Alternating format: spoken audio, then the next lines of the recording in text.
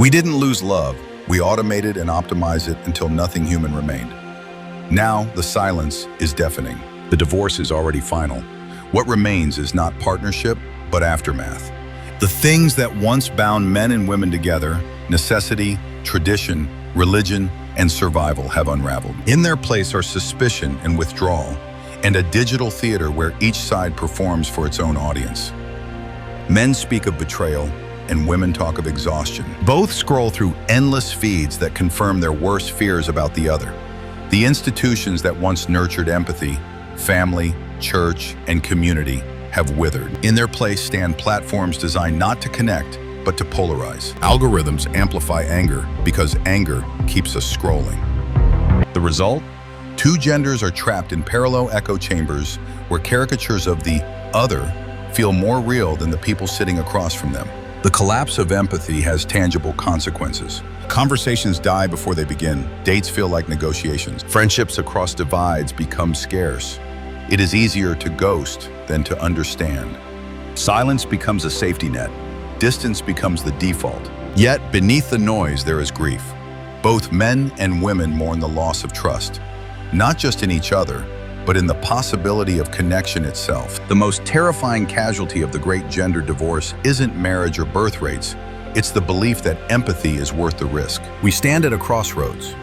One path leads deeper into replacement, AI companions, artificial wombs, and synthetic intimacy. It's a future where we no longer need each other because machines will meet every desire. The other path is more challenging, rebuilding trust brick by fragile brick in a world that profits from keeping us apart. Neither path is easy, but the truth is unavoidable.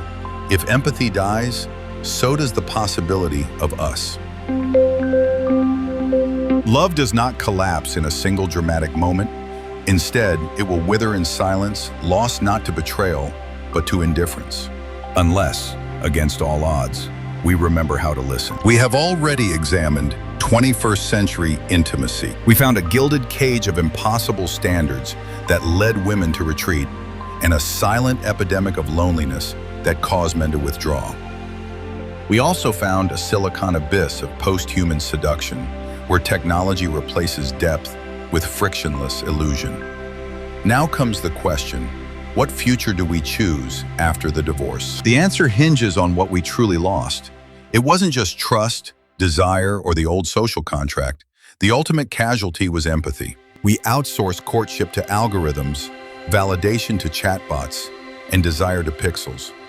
We didn't just outsource love, we outsourced the labor of being human. Empathy is not a feeling that can be downloaded.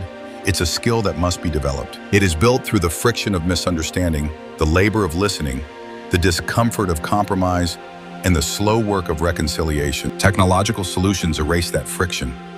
Each time we choose a seamless simulation over messy reality, our tolerance for imperfection, the imperfection that makes intimacy real, weakens. This brings us to three paths. Reconciliation, a return to the old blueprint, is impossible. Nostalgia is quicksand.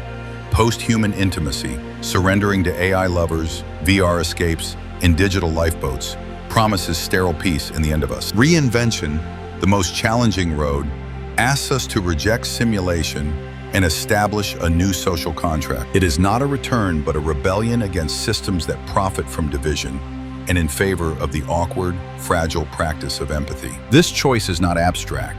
It begins in small spaces. Between two people, for example, in the decision to see the stranger beside us, not as an enemy, but as a fellow survivor of the same wreckage. The great gender divorce is already here. The house is burning.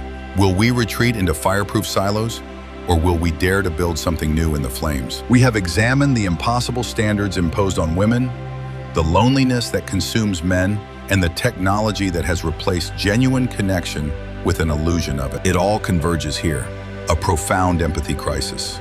Misunderstandings harden into resentment. Digital platforms feed us highlight reels of the worst.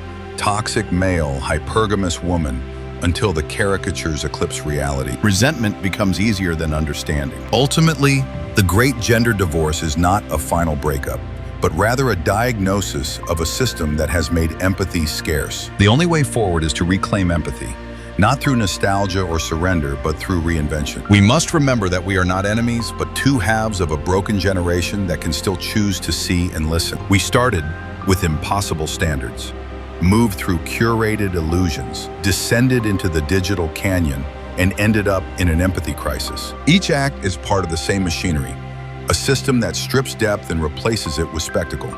We swipe, scroll, and perform, convinced that we are choosing when, in truth, we are being selected by algorithms, expectations, and the slow gravity of resentment.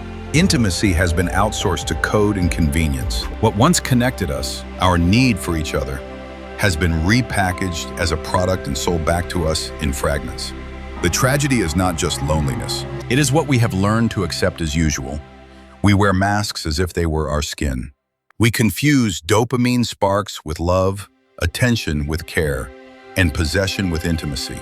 And yet, if there is a fracture, there is also a chance. Every collapse contains the possibility of seeing the ruins for what they are, admitting that machines cannot teach us to feel, and beginning again without their scripts. Intimacy may not survive in its old form, but it will not disappear. It waits, raw and unfiltered, beneath the static. The question is not whether we are capable of love. Instead, the question is whether we risk it without filters, algorithms, or armor. It's about looking at one another without masks and not looking away.